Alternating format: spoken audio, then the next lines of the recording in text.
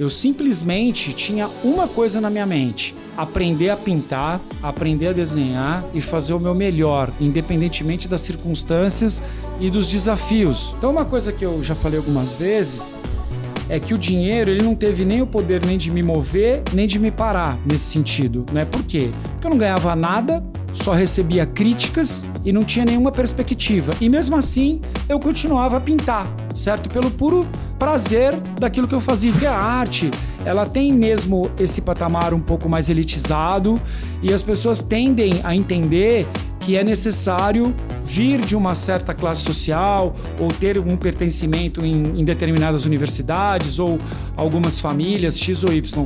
Mas, na realidade, um dos motivos do meu trabalho existir é justamente mostrar que não há diferença mesmo e não há mais esse muro, essa barreira que divide isso.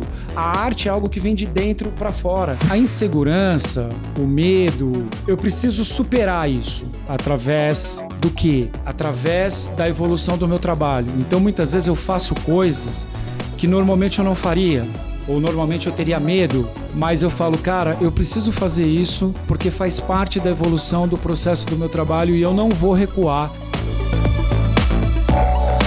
Esse podcast é um oferecimento da BMW, líder em mobilidade premium. Esse é o podcast Lugar de Potência. Lições de carreira e liderança com o maior headhunter do Brasil. Afinal, tem 1,94 m. Vambora?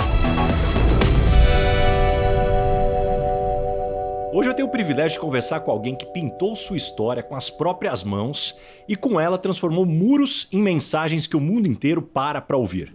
Nascido na periferia de São Paulo, no Jardim Martinica, ele começou sua jornada artística aos 12 anos através do grafite, em um momento em que muitos viam a arte ainda de rua apenas como vandalismo.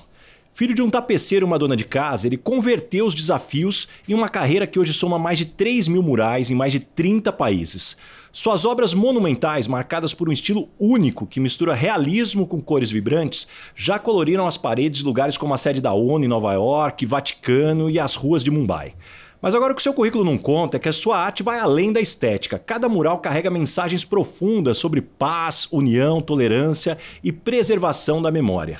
E mesmo alcançando reconhecimento internacional, ele mantém os pés no chão e o compromisso com a transformação social através do instituto que leva o seu nome. Diretamente dos estúdios da Heineken Zero, Eduardo Cobra. Que honra ter você aqui no Lugar de Potência. Legal, bacana que hoje deu certo. Satisfação estar aqui. Muito obrigado pelo convite. Muito bom. E Cobra, pra gente começar, vamos pelo começo. Você vem de uma família de artistas, tinha algum artista ali no meio, tirando seu pai, sua mãe? Me conta mais das suas origens. Depende do ponto de vista, né? Especificamente, não. Embora, com o passar do tempo, eu descobri que meu pai era um artista, assim. Porque, olha só, uma profissão que hoje em dia está praticamente extinta, que é tapeceiro, né? Então, meu pai, eu cheguei a trabalhar com ele também um período, né? E depois de longos anos, eu cheguei à conclusão que o trabalho que ele fazia não era nada fácil, sabe? Pegar os tecidos, os recortes, alinhar tudo, fazer os capitonês, né? Então ele reformava a ponto de retirar as taxinhas dos sofás, das poltronas, guardar cada taxinha daquela num pote diferente, né? Porque ele trabalhava com muitos móveis antigos também, com a restauração de tudo isso. Então não era um trabalho muito fácil de fazer, tanto é que hoje tem uma escassez muito grande de profissionais nessa área. Então eu posso dizer que meu pai, sim, era um artista no que ele fazia, né? Mas de uma forma geral... não tem. Nas minhas gerações, não. E quando eu apareci com isso, realmente foi um terror. Como é que a arte entrou na tua vida? Me conta. Primeiro que essa conotação arte só surgiu anos depois, né? Para mim, não tinha nenhuma ligação com arte. Nem sabia, na verdade, o que era arte, né? O que eu fazia era espontaneamente desenhar, né? Isso já desde menino. Talvez com 9, 10 anos de idade eu já apresentava ali uma afinidade, né, uma aptidão para esse caminho dos desenhos, colorir e tal. Eu gostava muito disso e eu carregava sempre alguns cadernos, né, e gostava de desenhar ali. E conheci outras pessoas também, outros meninos e tal, que também gostavam de desenhar, mas todo mundo na periferia ali, né? E bem distante do mundo das artes, totalmente distante. Era mesmo uma brincadeira, um hobby, e era bem diferente de tudo que estava sendo feito, né? Porque, a galera tava andando de carrinho de rolemã, jogando futebol no campinho, empinando pipa, e eu e mais meia dúzia de moleque ali estávamos mostrando ali os desenhos uns para os outros e nos encontrávamos ali, e era muito divertido porque eu desenhava muitos super-heróis, personagens, desenhos animados e tal, e outros também desenhava, mas uma coisa eu confesso para você, o meu desenho era o pior da turma ali, né? Então, eu tinha o desejo, né? Eu tinha a vontade de aprender, mas aprender a desenhar como autodidata é um processo bem complexo, né? E foi assim que eu me desenvolvi pintando, né? Sem ter visto outros artistas, sem ter entrado em nenhuma galeria, sem ter contato nenhum com esse universo da arte. Assim como meu pai também. Meu pai também zero contato no mundo da arte, né? Meu pai, questão de galeria, ele provavelmente entrou pela primeira vez para ver uma pequena amostra que eu estava fazendo, né? Então, ele também não tinha nenhum conhecimento. Ficou muito surpreso também com a minha evolução por esse caminho, né? Que era um caminho realmente que não tinha uma luz no fundo do túnel. E quando você percebeu que essa arte poderia ser mais do que uma expressão pessoal e se tornar uma carreira? Então, isso também se deu pela questão da sobrevivência, né? Isso eu tenho que te falar. Também não foi algo planejado, algo que eu imaginei. E se eu fizer isso, vai acontecer isso. Se eu fizer aquilo, não tinha essa lógica. Eu simplesmente tinha uma coisa na minha mente: aprender a pintar, aprender a desenhar e fazer o meu melhor, independentemente das circunstâncias e dos desafios, certo?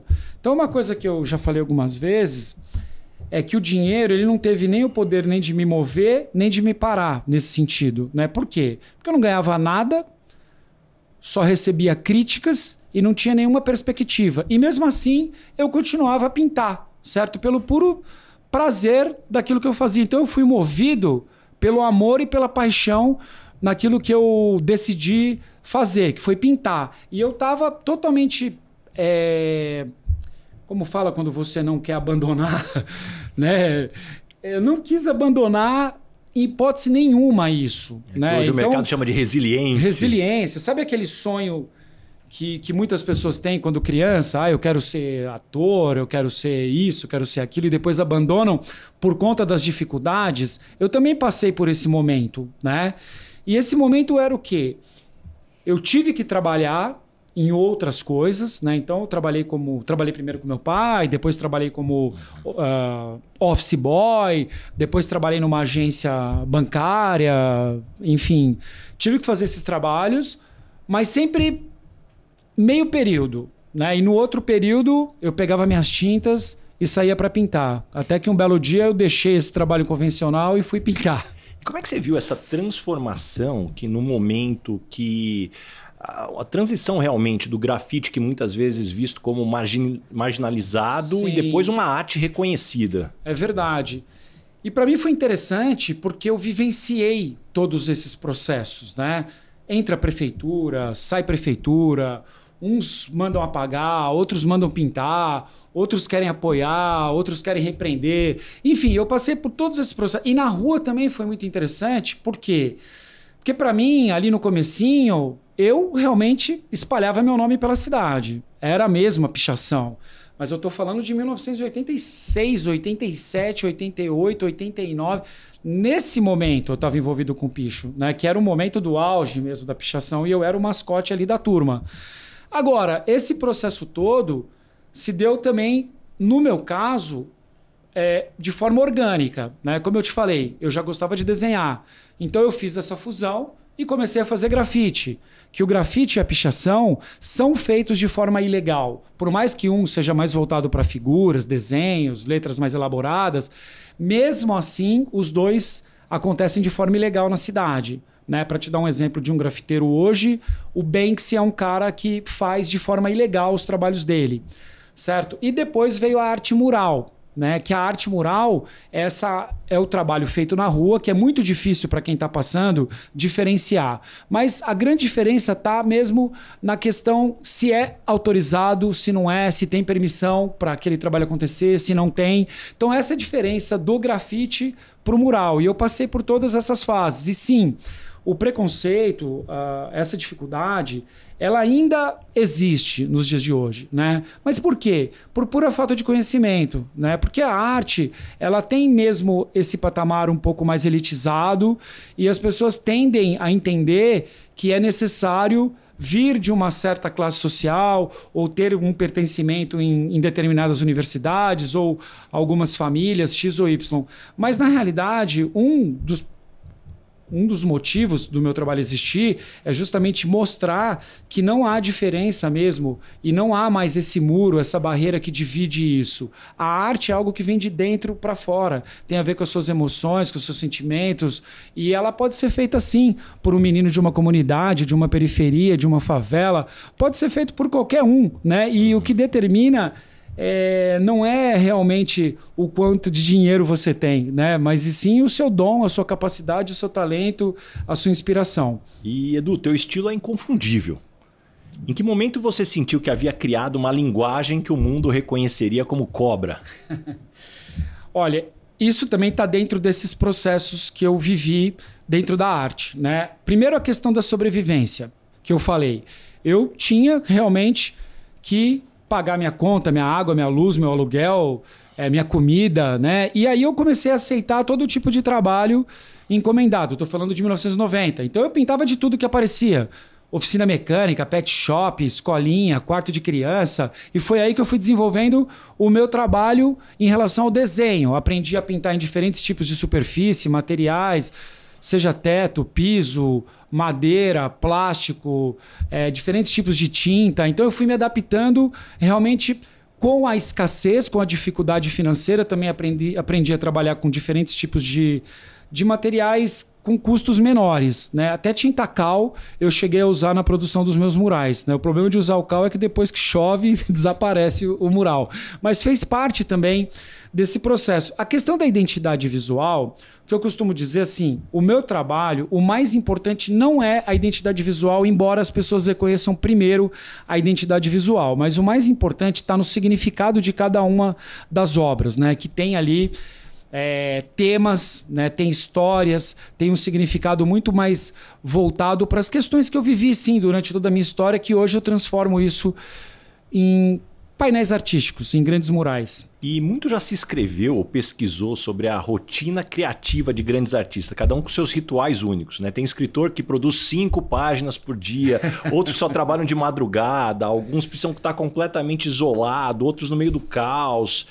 Você é uma pessoa de hábitos fixos ou o teu processo criativo é mais fluido? Eu diria que ele é mais fluido, mas depende muito de momentos, né?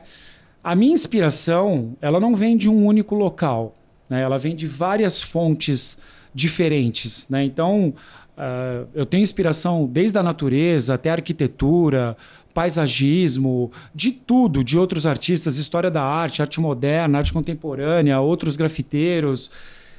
Tudo que eu acabo vivenciando também, coisas que me incomodam, coisas que me deixam feliz, me deixam triste, coisas que eu quero protestar, quero falar favoravelmente ou contra.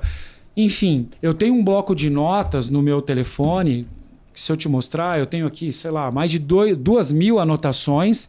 De repente eu estou assistindo um documentário, estou aqui conversando com você, estou me inspirando sobre alguma coisa, vou fazer uma anotação, depois dessa anotação eu vou transformar isso num desenho e depois eu vou transformar numa tela e depois ele vai virar um mural, ou vice-versa. Ou ele vai virar um mural, depois ele vai virar uma tela que vai para uma galeria que eu trabalho. Agora, eu não sou um cara, eu sou muito hiperativo, certo? E essa hiperatividade, ela tem os benefícios e os malefícios, né? Malefício é que me causa ansiedade, me causa insônia, eu tenho uma insônia terrível. O bom disso é que, sim, em alguns dias eu acordo e falo, cara, hoje eu tô bem e eu vou desenhar, eu vou criar coisas. Eu chego a criar de um dia para o outro 50 obras diferentes, por exemplo. Às vezes eu fico 2, 3, 4 dias criando, desenhando e pesquisando, e eu chego a números impressionantes, assim, muitas vezes 100, 200... criar a obra, que eu digo, não é pintar, é criar o conceito, a ideia do que eu quero fazer. Depois, é claro, eu vou lapidando aquilo, né? Então, primeiro eu chego num número enorme de criações, depois, sei lá, se eu criei 100, eu vou lapidando aquilo para 80, 50, 30, até chegar nas 20 melhores, e aí sim eu parto para pintura, tá? Mas nem sempre eu consigo chegar diretamente numa ideia. Às vezes sim, mas às vezes é fruto de muita pesquisa, muita imersão mesmo naquela história, né? Mesmo porque eu recebo convite de vários países, lugares que eu nem fazia ideia que existiam, e a partir desses convites eu vou fazer uma imersão mesmo na história daquele local, daquele país, daquela cidade, para ver como que aquele local se conecta com as minhas criações. E como é que você vê o futuro da arte e a integração com essas novas tecnologias? Eu acho que todo tipo de tecnologia, hoje... Aliás, tem uma discussão muito grande no meio artístico, muitos artistas preocupados, né? Eu confesso que no começo também, eu não digo preocupado, mas eu fiquei espantado com algumas coisas, como a inteligência artificial, claro, né? E a inteligência artificial, o que eu entendi, né, com esse processo? Eu também fui lá, fui experimentar, fui entender como funciona, porque é interessante... a gente está alinhado com tudo que está acontecendo, né? Eu acho importante. Eu acho que não dá para descartar. Mas é claro que eu sou um artista retrô, né? Então eu tenho alguns métodos meio, talvez, antiquados em relação à tecnologia, porque eu ainda gosto do desenho, eu vou lá pintar, eu gosto de pegar livro na mão ali para pesquisar. Eu acho diferente ter um livro na mão e ter uma imagem digital. Porém, quando eu comecei, eu tinha pilhas e pilhas de livros. Aqueles livros banco de imagem. Então, eu pesquisava aqueles Shutterstock, tinha pilhas lá no meu ateliê. Porque não tinha nem internet para pesquisar, né? Não tinha esse acesso. Então, isso tudo facilitou demais. A gente não pode descartar. Hoje, se eu colocar um país e quiser saber as características daquele país, o chat vai me dar em minutos. E é importante para mim, para minha pesquisa, para aquilo que eu quero fazer, falar sobre história. Então, se nós temos a possibilidade de utilizar isso, não como protagonista, certo? Mas como coadjuvante, como uma ferramenta, eu acho importantíssimo, tá? Então, toda a tecnologia, para mim, eu absorvo e acabo utilizando nos momentos propícios. E como é que você equilibra hoje a necessidade de gerar receita com a necessidade de manutenção da sua a essência artística? Eu acredito, e provavelmente seja real, que o formato que eu criei de ateliê, de escritório e tudo mais, tenha pouquíssimas referências desse mesmo estilo no mundo até, né? Porque nós já chegamos a pesquisar. Então, o que acontece? Eu sou um cara muito intuitivo também, né? E aqui eu não posso deixar de fora a minha esposa, a Andressa, né, que está à frente hoje do meu escritório. E realmente são muitos e muitos desafios, são muitas e muitas barreiras, dificuldades de todos os tipos, né? Mas o que acontece? A gente vem se adaptando, a gente vem melhorando os processos, entendendo como que realmente é possível manter a integridade artística, certo? Ou seja, com cuidado em relação ao meu trabalho, que é o que eu sempre tive. Então, eu sou um cara que eu não faço qualquer conexão, eu não me conecto com qualquer marca, com qualquer produto aleatoriamente, sabe? Eu acho que tem que existir ali uma conexão, uma sinergia, um porquê daquilo existir. Então isso acaba restringindo também. E por outro lado, o meu trabalho, por mais que sim, hoje eu tenho um escritório, tem pessoas que me ajudam ali, eu tenho também, até tem um menino que está aqui da minha equipe, que é o Marcos, tem o Aguinaldo, tem algumas pessoas que me acompanham na produção dos trabalhos, mas mesmo assim, eles dependem de mim, né? Desde o começo da criação até a produção. O que eu quero dizer com isso?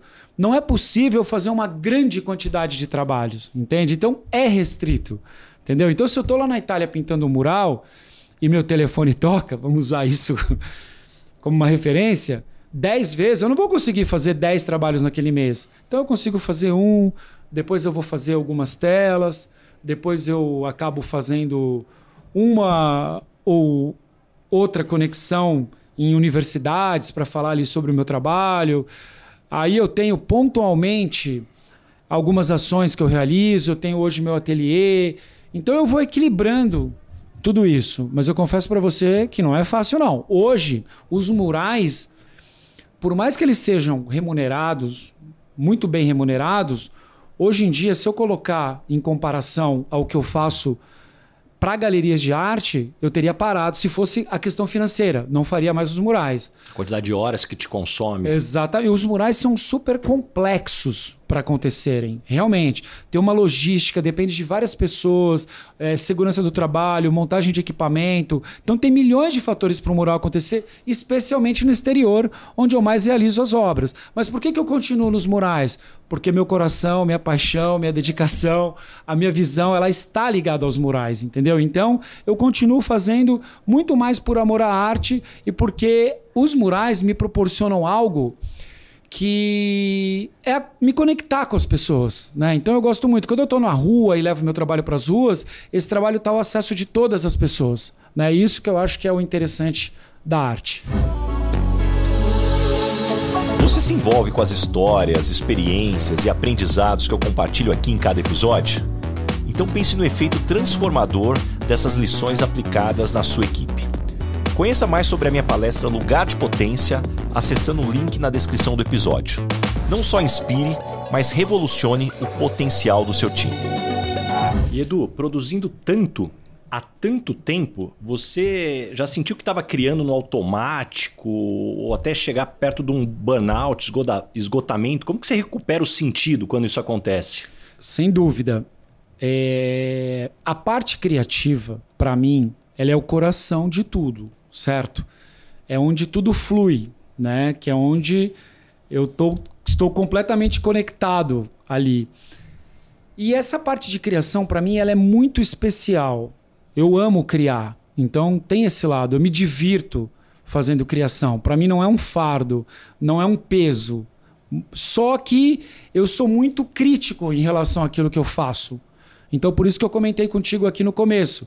Às vezes eu faço 200 criações para chegar à conclusão que só 10 funcionaram, só 20 funcionaram. Mas se eu não tivesse feito todas aquelas outras, eu não saberia quais funcionam ou não.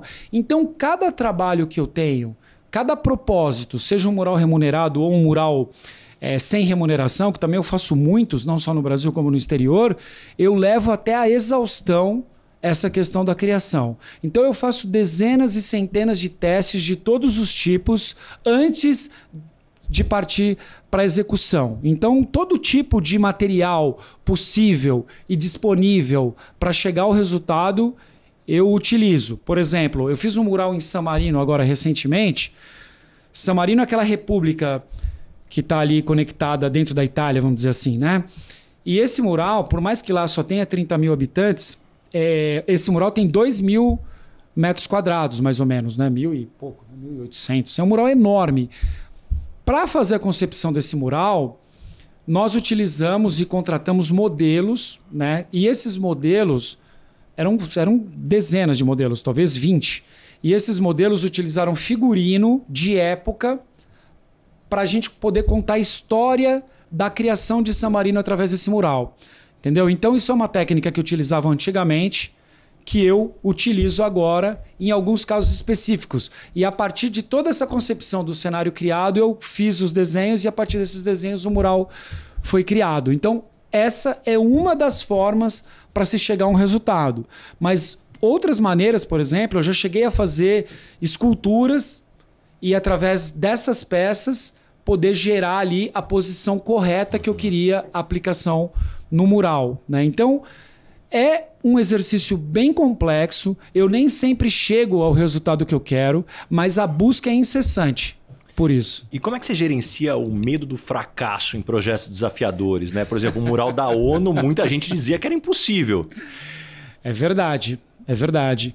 Olha, como eu falo, quando eu me sinto a insegurança, o medo, eu preciso superar isso. Através do quê? Através da evolução do meu trabalho. Então, muitas vezes eu faço coisas que normalmente eu não faria. Ou normalmente eu teria medo. Então, mas eu falo, cara, eu preciso fazer isso porque faz parte da evolução do processo do meu trabalho e eu não vou recuar, até mesmo por conta da minha origem, da minha história, das dificuldades que eu passei. Então você imagina hoje uma porta que se abre, um convite para pintar num local inusitado. Eu sou muito movido pelos desafios também, por incrível que pareça. Aquilo que eu tenho medo também é aquilo que me move. Então eu olho para aquilo e falo, cara, é muito improvável e muito difícil fazer esse projeto. E é justamente nele que eu passo a maior parte do meu tempo pesquisando e tentando entender como resolver aquele problema. Porque eu nunca utilizei a minha origem como algum tipo de justificativa ou muleta para fracasso. E eu sempre acreditei que, independentemente do local onde eu vivo, ou a minha história, ou a minha origem, se outra pessoa conseguiu fazer, eu também poderia conseguir se eu me dedicasse na mesma proporção. Se existe um caminho para aquilo, se foi possível, que nem agora, eu estou com um desafio de pintar um teto. E é o teto de uma igreja em Boston. Então é um teto gigantesco, deve ter não sei quantos 1000 metros quadrados. Falar para você, eu já pintei pequenos tetos de residência, mas é o primeiro de uma igreja. Mas o que eu estou fazendo? Já há 2 anos pesquisando qual é o tipo de andaime, como vai ser desenvolvido isso. Foi da mesma forma para fazer as primeiras pinturas em prédio aqui em São Paulo. Mesmo sem nunca ter visto alguém pintar prédio pessoalmente ou ter tido contato, através de pesquisas eu consegui chegar ali qual era o tipo de equipamento, qual era a segurança, qual era o material e fizemos esses primeiros prédios em São Paulo. Pinturas em 3D. Até mesmo, cara, para falar um pouco de mim assim, eu sou um cara que, por mais que hoje eu tenha 53 murais nos Estados Unidos, eu tenho minhas fraquezas, minhas dificuldades no inglês, por exemplo. Eu não falo inglês até hoje. E isso não me impediu de estar em mais de 30 países e todos esses murais nos Estados Unidos e tudo mais. Então, por aí você vê que tem um sofrimento envolvido também em todo esse processo, né? E tua arte frequentemente retrata temas como paz, união, tolerância. O que você aprendeu sobre a natureza humana pintando em tantas culturas e países diferentes? O que eu vejo é o seguinte, olha, que a base de tudo é o respeito, né? A partir do momento que você compreende, entende e passa a respeitar as diferentes opiniões, passa a entender as culturas, as tradições, as religiões, tudo fica mais fácil. Mas quando as pessoas tentam enquadrar e colocar outras pessoas dentro das suas próprias convicções, aí a gente passa pelos conflitos, pelas guerras, pelos atritos, pela intolerância, pela violência, pela ausência de paz, né? Então, eu agradeço a Deus, inclusive, pelas oportunidades que eu venho tendo, de estar em países diferentes ao redor do mundo e aprender a cada dia com essa cultura. Então você imagina, eu que jamais imaginei ter essa possibilidade, né, de sair de São Paulo ou do bairro do Campo Limpo, de repente poder viajar o mundo inteiro, né? De repente a gente estava lá na Índia. Eu adorei estar lá na Índia. Por mais dificuldade que tinha, foi uma experiência inigualável, sabe? Visitei todos os templos que eu pude, fui entender tudo ali sobre a cultura, tudo, né? Agora, se a gente passa a entender, fica mais fácil também. Então foi um privilégio, fui lá e nós pintamos uma estação de trem que é a maior estação, chama Churchgate. É a maior estação de trem de Mumbai, né? E pude pintar ali uma imagem do Gandhi. E durante essa viagem, visitei a casa onde o Gandhi morou, visitei vários lugares relacionados ao Gandhi. Então isso eu faço em vários lugares do mundo, todos os países por onde eu passo, né? Sempre adquirindo essa experiência. E é claro, entendendo tudo isso, porque quando eu estive nos Emirados Árabes, por exemplo, o maior mural de Abu Dhabi fomos nós que fizemos, né? É o meu 4º mural lá. Existe um cuidado diferenciado em relação às imagens, entendeu? Passa por aprovações especiais devido ao Islã. Mas também não foi diferente no Japão, que não tinha o Islã, mas tinha um outro tipo de controle. Também não foi diferente em Nova York, que eu passei, como você mesmo comentou, o mural da ONU, né? Que eu fui convidado e depois eu fui desconvidado de acordo com as dificuldades que se colocaram. Quando me desconvidaram falando o seguinte, olha, a quantidade de documentação é tão grande que realmente a gente não estava conseguindo atender. Foi só por isso. Eu peguei um avião, fui lá para Nova York e nós fomos lutar para conseguir essa documentação. E foi aí que o mural aconteceu. Então as situações são as mais adversas possíveis, né? E em relação às temáticas, às mensagens, eu costumo sim dar prioridade porque eu entendi a importância, a relevância, o privilégio de poder ocupar os muros nas ruas e não só por estética, por cor, né? Por formas geométricas, mas sim pelo significado que eu posso trazer em cada uma dessas obras. Então, eu entendo sim que é uma missão também o meu trabalho, né? Agora você imagina, eu hoje tenho um filho, que é o Pedrinho, né? Que tem 9 anos. Para mim não é fácil também. Eu tenho convites no mundo inteiro, sigo com convites. Agora mesmo, antes de chegar aqui, nós estávamos falando de um outro convite na Itália. E eu vou levar 15 dias nesse trabalho. Eu já cheguei a ficar 6, 7 meses fora de casa, viajando, né? Então, tem ali as suas vitórias, né? Mas a batalha é muito grande. E nesse teu processo de evolução, Cobra, qual que foi o feedback mais difícil que você já recebeu e talvez como que ele transformou tua forma de trabalhar? Olha,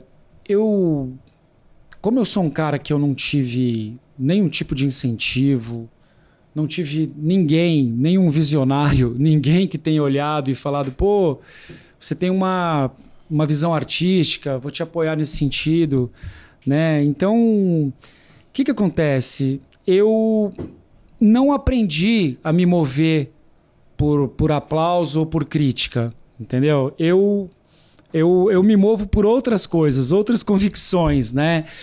Porque o que acontece? Se eu fosse me mover pelas críticas, no começo eu já teria parado, porque os meus próprios pares foram completamente contrários, ou seja, outros artistas, outros grafiteiros, certo? Grafiteiros, porque eu faço parte da segunda geração de street art na cidade de São Paulo, né? A primeira geração torceu o nariz. A segunda, da qual eu fazia parte, também torceu o nariz, né? Por vários motivos. Porque eu fui julgado pela técnica que eu utilizava, que não era aceita no mundo da street art, do grafite, né? Não, o grafite só pode ser feito com spray, se for feito com outros materiais. E eu falava sempre, cara, existem outras maneiras, arte não é só a técnica, só o equipamento, só o material, né?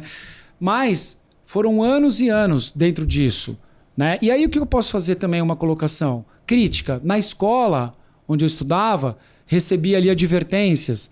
Tive que sair da escola onde eu estava, né? Por quê? Porque eu pintava tudo lá dentro, né?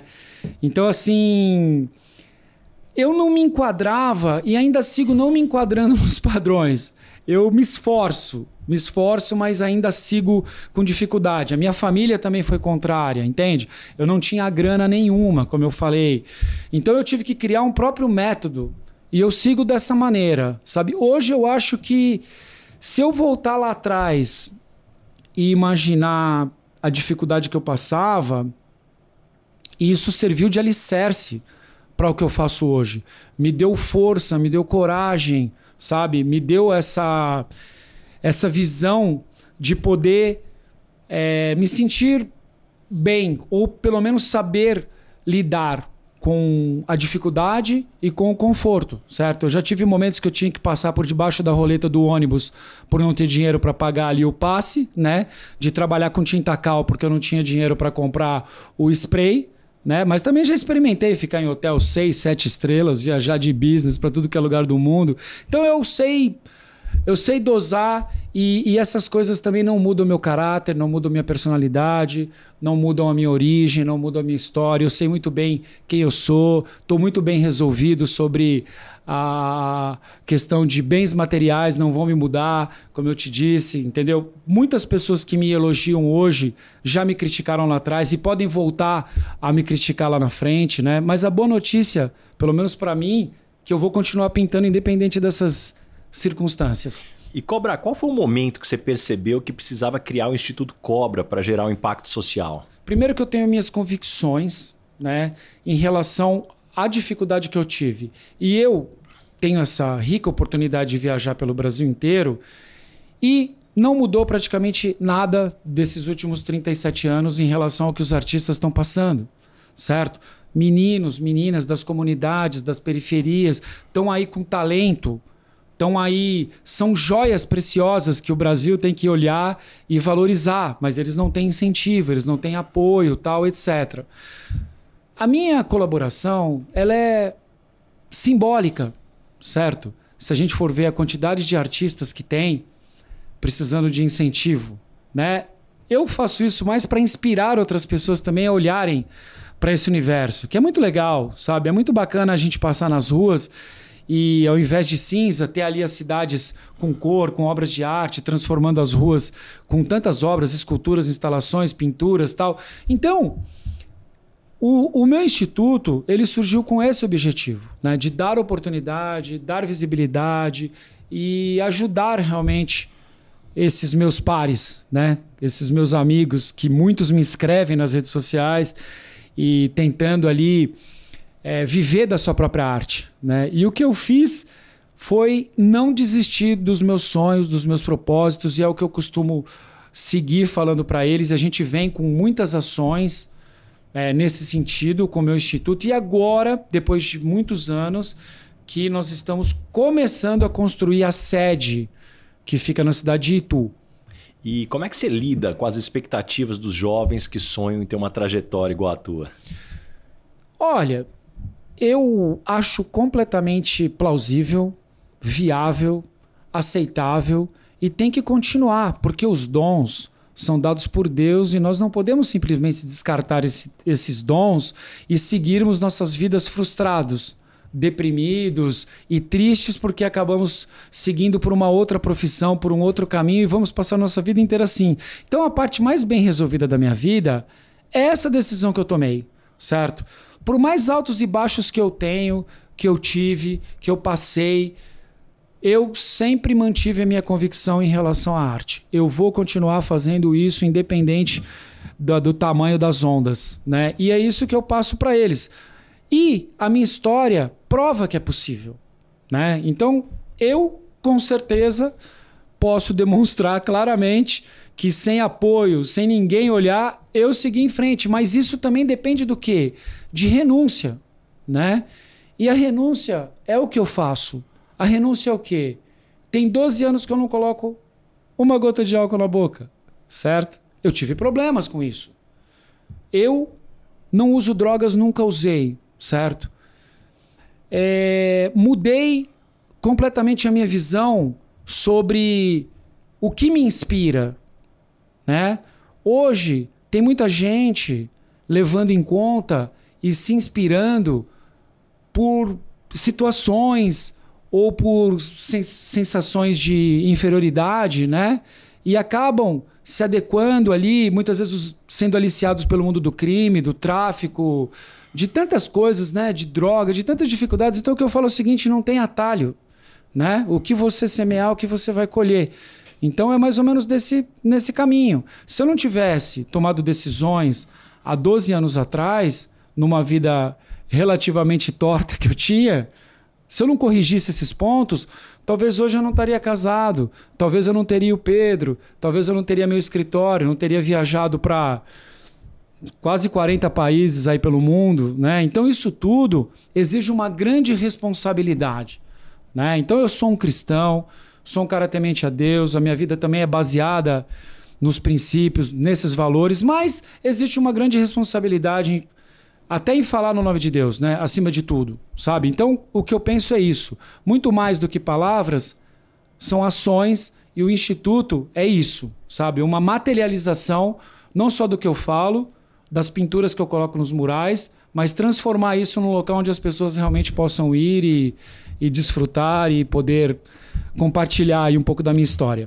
Você está falando de mudanças, Cobra. Como é que a paternidade mudou sua visão sobre o que realmente importa na vida? Cara, eu ainda bem que tive uma boa base familiar, apesar das dificuldades, né?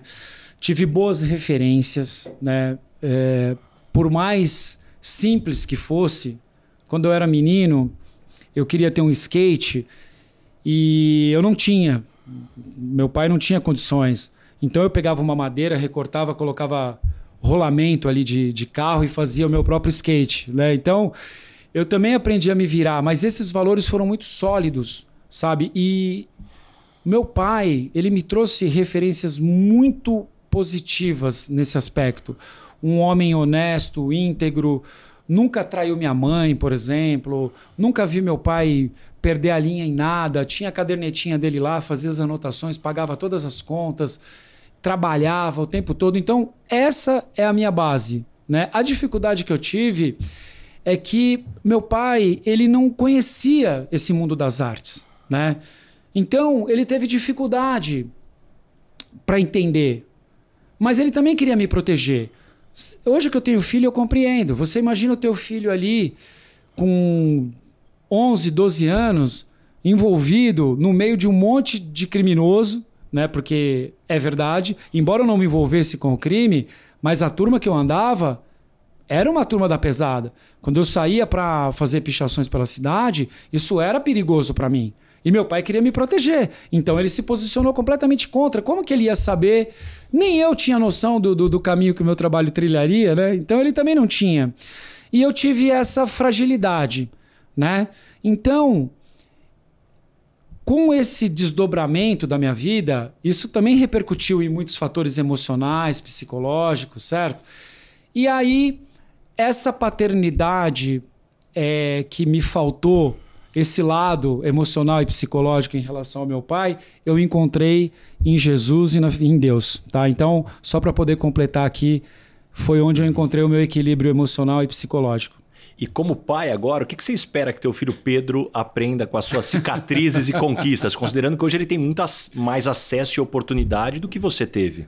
Olha, eu me arrependo de não ter tido essa decisão anterior de ter filho, né? Então, a coisa mais assertiva que eu fiz foi o Pedro, assim, né? Que foi uma escolha, claro. E assim, é uma maravilha na minha vida, é uma inspiração, né? É um motivo para voltar para casa sempre, para trabalhar. E assim, mais do que repreendê-lo, eu acho que a minha responsabilidade é mostrar para ele com exemplos mesmo, sabe? Então a minha conduta, a minha postura, a forma com que eu lido com o trabalho, as questões emocionais dele, estar junto com ele ali nas dificuldades, tal. É um grande aprendizado, é uma alegria muito grande mesmo. Eu acho que eu tinha tudo para não ter uma família, tudo, estava predestinado isso. Eu tenho um amigo que andava comigo na época das baladas, né? Ele falou assim, cara, se um dia você casar e tiver um filho, eu tatuo o seu nome aqui nas minhas costas. Tamanho... Mandou essa. O cara falou isso. Tamanho era remota a possibilidade de eu ser como eu sou hoje, de eu seguir esse caminho, né? Mas eu acho que as coisas elas estão todas interligadas, sabe? Quando nós fomos para o Japão, a primeira vez, um grupo lá no Japão falou... Eles colocavam seguranças em todos os lugares que nós andávamos. Você vai no banheiro, vai segurança. Você vai aqui, você vai... Tudo monitorado o tempo todo. E depois eles falaram pra gente, olha, realmente nós fizemos isso, porque nós não imaginávamos que... Eles falaram uma coisa meio absurda, mas eu tenho que falar que existiam grafiteiros ou artistas de rua com uma conduta como vocês, de chegar e trabalhar e fazer as coisas corretas e não estarem envolvidos com droga, não estarem... Então, assim, você vê que até mesmo essa questão dos trabalhos internacionais, elas estão ligadas à minha conduta, a como eu tenho lidado com as coisas. Então, a minha busca perpétua e permanente é para corrigir todas essas falhas que eu fiz no passado, sabe? E foram muitas.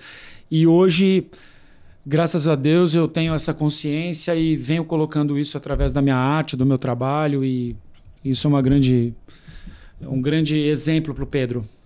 E Edu, você já falou sobre fé e espiritualidade aqui. Na tua visão, qual que é a relação entre o ato de criar arte e talvez a conexão com algo maior? Para mim, especialmente, primeiro que Deus, para mim, é o criador de tudo, certo? Sem a presença dele, para mim não há criação também. A criação vem de Deus, né? Então, hoje, assim como os artistas antigos faziam, que são referências para mim, como Leonardo da Vinci, ou até mesmo Michelangelo, né, que tinha uma referência também na fé, através das suas obras.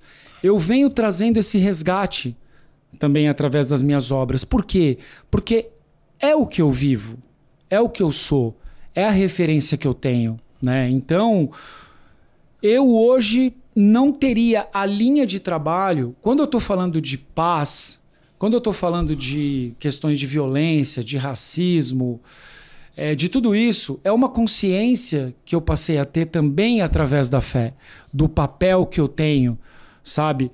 Se hoje meu trabalho é o segundo mais publicado em livros didáticos no Brasil, né? Então tem muitas crianças que visitam meu ateliê lá em Itu. Então tem uma grande referência sobre tudo isso. Quando você chega no meu ateliê e olha para a parte mais alta do meu ateliê, lá no topo, tá lá a palavra Deus, entende? Então, realmente, eu hoje não teria o trabalho que eu tenho sem essa fonte de inspiração. E para a gente fechar esse primeiro bloco, Cobra, você pinta para ser amado, para provocar reflexão ou talvez deixar uma cicatriz no tempo? Como é que você enxerga? Cara, hoje, pelas mensagens que o meu trabalho traz, eu acho que essa conscientização sobre alguns temas, eu acho que é a parte principal do meu trabalho. Esse podcast tem um oferecimento de Michael Page, líder em recrutamento e seleção de executivos no Brasil e América Latina. E Cobra, chegamos agora no momento Headhunter. Qual que é a pergunta que você sempre faz nas entrevistas, no bate-papo, para contratar alguém para trabalhar com você? Como eu te falei, eu tenho um escritório, certo? Quem administra o meu escritório, e muito bem pelo sinal, é a minha esposa Andressa, tá? Eu, particularmente, não passo por esse processo. Uhum. Eu não faço essa parte. E os meninos que trabalham comigo, nós primeiro somos amigos, né? O Marcos, que eu já citei aqui, o Aguinaldo, por exemplo, nós somos amigos há mais de 20 anos, entendeu? Então, primeiro foi a amizade e depois a gente começou a se conectar e trabalhar juntos, né? Uhum. A minha equipe ela não tem abertura para terceirizados ou novas contratações, né? Não funciona assim, mas a parte do escritório sim, né? Agora, uma coisa importante que eu falo para a Andressa sobre isso, quando as pessoas se conectam com a arte, né? Elas entendem sobre a arte, elas se conectam também com o meu trabalho, eu acho importante. E que tipo de pessoa não dá certo trabalhando com você?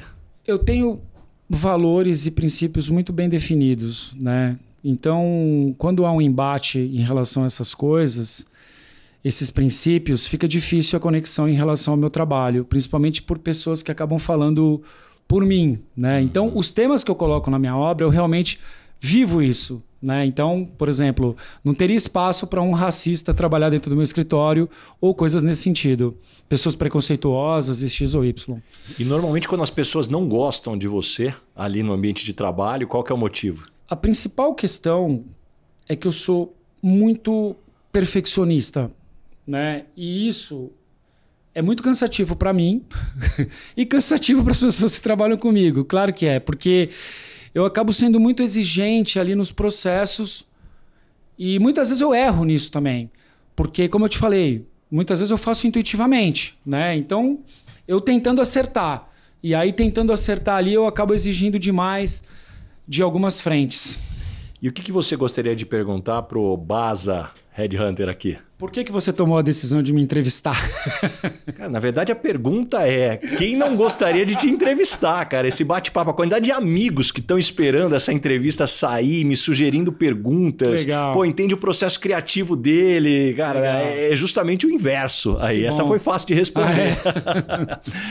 E Cobra, chegamos agora no momento, dona Ângela. Complete a frase. Eu sou esquisito por quê? Eu sou esquisito por quê? Porque eu não me enquadro nos padrões esperados.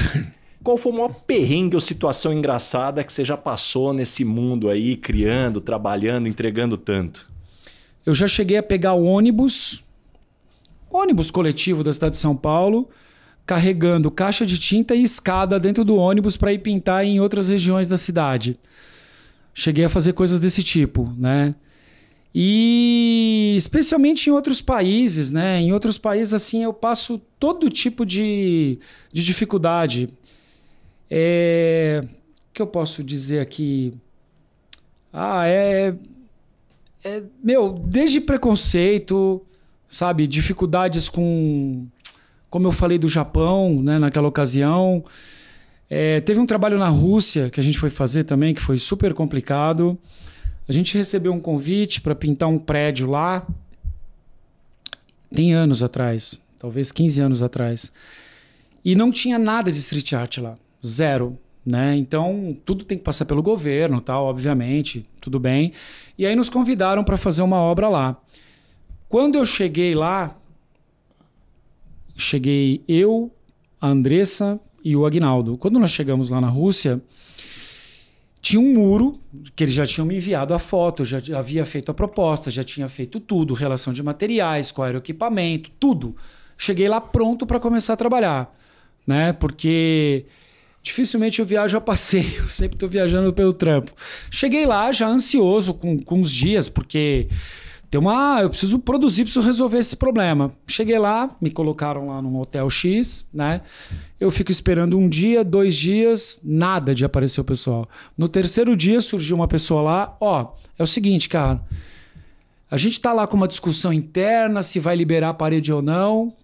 Fiquei louco, né? Falei, cara, vocês me trazem lá do Brasil para falar que vocês estão decidindo ainda. Mas fica tranquilo, a gente trouxe uns tickets aqui para você fazer um tour pela Rússia. Daí eu falei, cara, desculpa, eu não vim aqui para fazer tour, certo?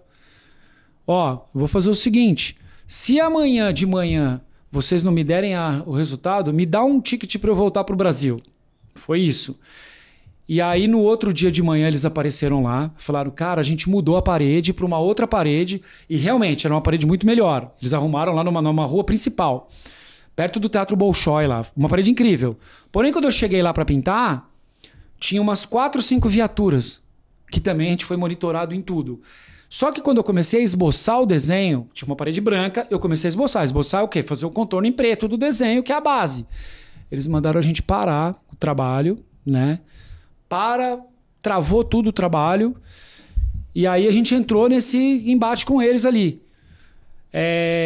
Aí eu cheguei e tive que tomar uma decisão seguinte, cara, vamos fazer o seguinte, se vocês não gostarem do resultado do trabalho, vocês pintam de branco, certo? Mas deixa eu terminar o trabalho, eu vim até aqui. Já tô aqui. Eu vim até aqui, já tô passando todo esse perrengue, deixa eu só terminar esse trabalho.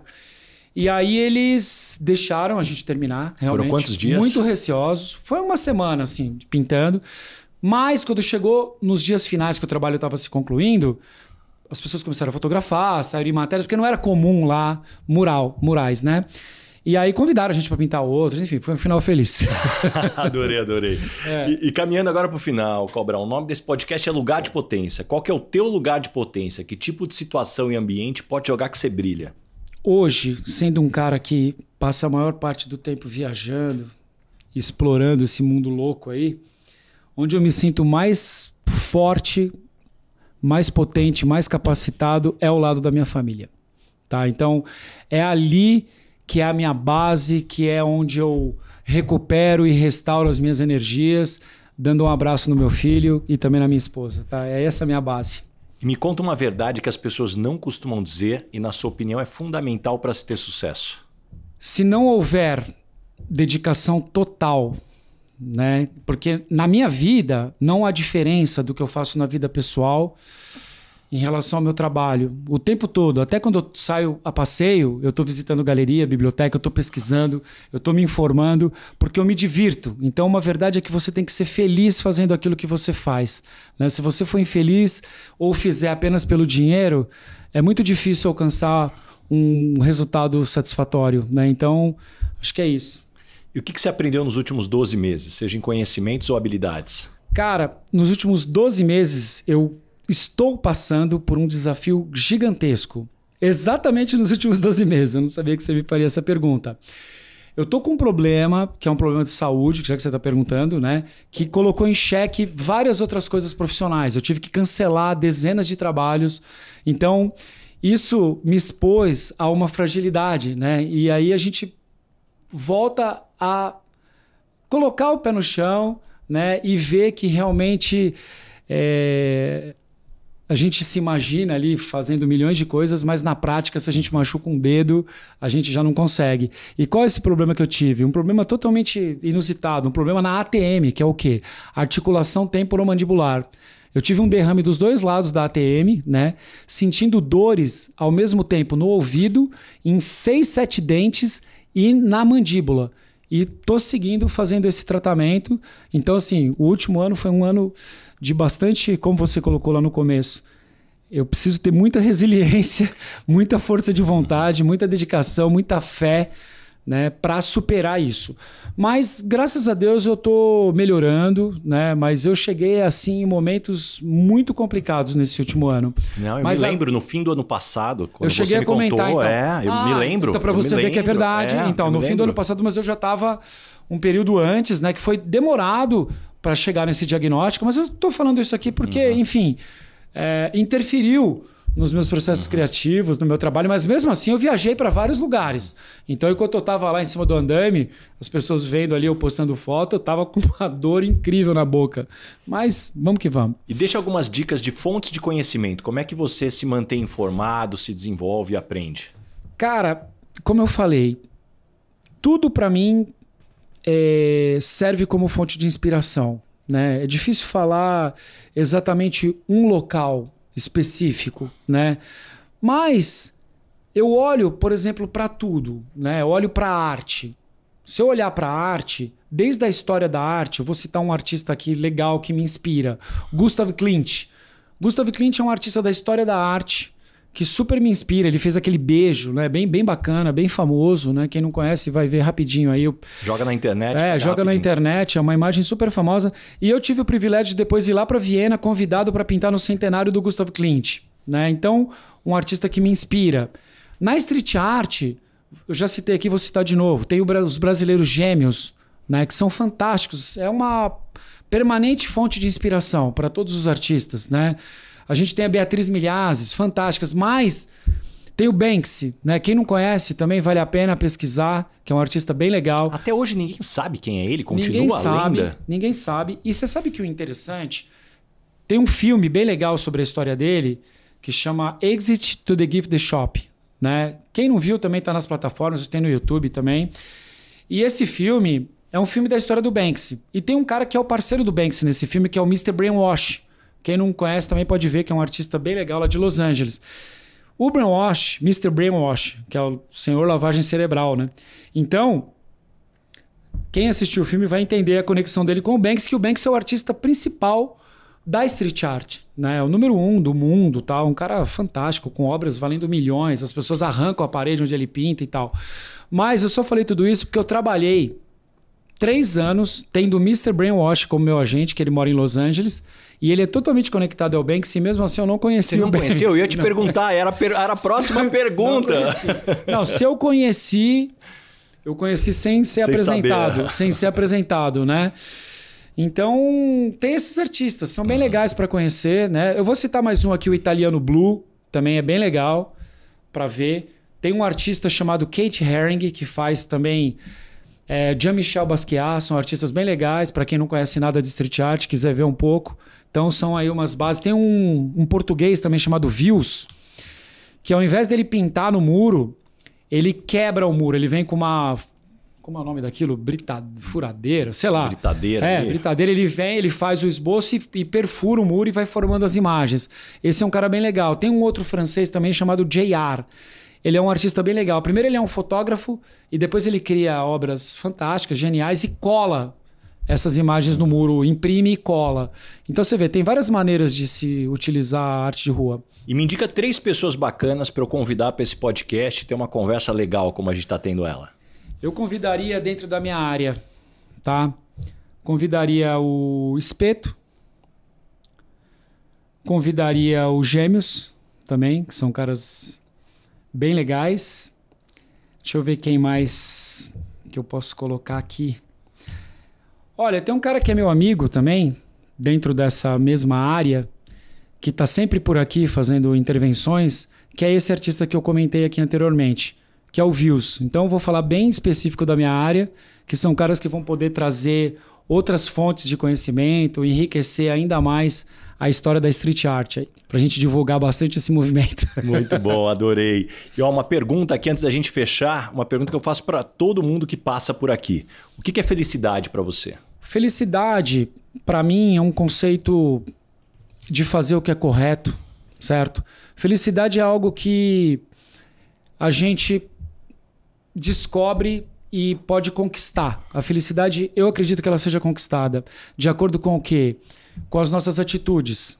As atitudes também nos direcionam para a felicidade ou para a angústia, para a depressão, para coisas super negativas, né? Então, a partir do momento que eu fui e busco corrigir muitas coisas da minha vida, eu venho me tornando cada vez mais uma pessoa feliz, né? Não só pela minha obra, pela minha família, por todas as coisas, todas as renúncias, sabe? Todas as coisas que eu venho corrigindo. Isso vem me trazendo muita felicidade, porque eu já tive momentos de muita depressão, né? Então eu pude desfrutar bastante da depressão, tomando cerca de 12 comprimidos de tarja preta por dia, né? E eu percebi, eu não quero generalizar, claro, a depressão tem milhões de fatores, mas a minha, especificamente, tinha muita conexão com os meus atos, sabe? Tinha muita conexão com aquilo que eu fazia, com coisas realmente que me levavam para aquele lugar, sabe? E quando eu descobri o meu lugar, principalmente o meu lugar em Deus, e quando eu comecei a seguir por esse caminho e colocar em prática o que muitas vezes eu busco ali na palavra de Deus, e quando eu comecei a praticar isso, eu passei a me tornar uma pessoa muito mais feliz e muito mais grata pelo o que eu tenho e não infeliz por aquilo que eu não tenho, né? Então, assim, eu sou muito, muito satisfeito, muito feliz. Eu já conquistei muito mais do que eu imaginei que eu precisava, né? Eu tenho muito mais do que eu preciso, sabe? Então, a minha busca hoje ela está muito mais em, como você mesmo colocou,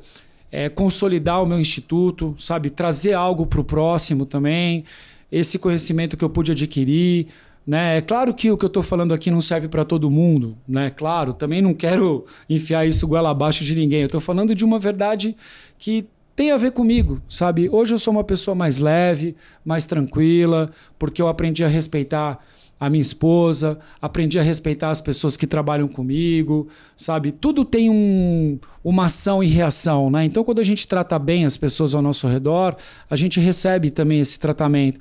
E eu também descobri que, olha, o carro que eu tenho, o relógio que está no meu braço, a blusa que eu posso estar utilizando, a casa que eu moro, isso não faz de mim uma pessoa melhor, né? Bens materiais não têm o poder de me transformar numa pessoa melhor.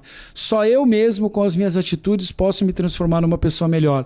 Não só para mim, mas transformar também o mundo. É possível. Eu ainda tenho esse sonho, sabe? De transformar o mundo. Mas para isso eu preciso transformar a minha realidade também, né? Eu preciso realmente evoluir. Então eu estou em busca dessa evolução pessoal como ser humano. Também. Muito bom. Adorei. Antes da gente ir embora, tem um presente aqui para você. Presente da Paul Smith. Show. E da Machon, que são fabricantes dos Posso óculos. Por favor, Maravilha. fica à vontade aí para abrir agora aqui. Aí. Eles mandaram um Show de presente bola. aí Olha para que você. bonito. Falaram, olha, fizeram uma análise aí do teu perfil. Show de bola, Ó. acertaram. Acertaram? Então tá bom. Aí, ó, já pá. Aê! Show de bola. E Muito obrigado. E pra gente fechar aqui, como é que as pessoas te encontram? Que projetos que vem pela frente? Eu tenho um site, né, que é o eduardocobra.com. Tem um e-mail lá. E tem o meu Instagram, que eu mesmo respondo. Isso é verdade, cara. Tá lá o meu Instagram lá, que é Cobra Street Art. Né? Às vezes eu demoro um pouco, não fiquem bravos comigo, né? Mas eu costumo responder. Então a forma de me encontrar é por aí. Agora, projetos que vêm pela frente... Putz, o que a gente tem agora pela frente? Tem tanta coisa aí, Cobra. Tem um monte, velho. Especialmente fora do Brasil, viu? Porque eu trabalho com uma galeria e essa galeria ela tá em 12 países, né? Então, todo mural que eu faço pelo mundo tem uma tela que é original daquele mural. E essa galeria faz eventos no mundo todo. São eventos de 1, 2 dias e eu fico viajando com essa galeria também. né? Agora, fora isso, eu tenho alguns murais nos Estados Unidos. Eu tenho um mural, 2 murais na China, inclusive, que é um lugar que eu nunca fui. Tem um mural que a gente está negociando agora na Austrália, que é uma menina que eu conheci, uma produtora que eu conheci em São Paulo. Eu fiz um mural em São Paulo e ela produziu esse mural e agora convidou a gente para pintar lá na Austrália. Fora isso, tem alguns murais na Europa também. E assim, cara, trabalhando lá no meu instituto, olha, vou falar para você, é muito difícil. É muito difícil. É tão desafiador quanto o começo da minha carreira. Mas nós estamos dedicados nisso. Vamos ver se até o final do ano eu tenho boas notícias sobre o meu instituto também. Muito bom. Cobra, obrigado mesmo por abrir tua agenda aqui. Faz tempo que a gente estava tentando marcar Show esse de papo. bola. Eu tenho certeza que todo mundo que nos escutou até aqui saiu com páginas de anotações, muitos insights, muitas lições. Aliás, já aproveita para compartilhar esse episódio, todo mundo que está escutando aqui. E muito obrigado mesmo. Eu que agradeço, peço realmente desculpas porque eu não consegui vir antes. São vários fatores. Além da agenda, a dor na mandíbula. Eu sei, fica Mas tranquilo, meu amigo. Muito obrigado pela oportunidade. Então, quem quiser ver mais do meu trabalho, o Instagram é o melhor caminho, tá? Valeu, obrigado. Valeu, meu. Valeu.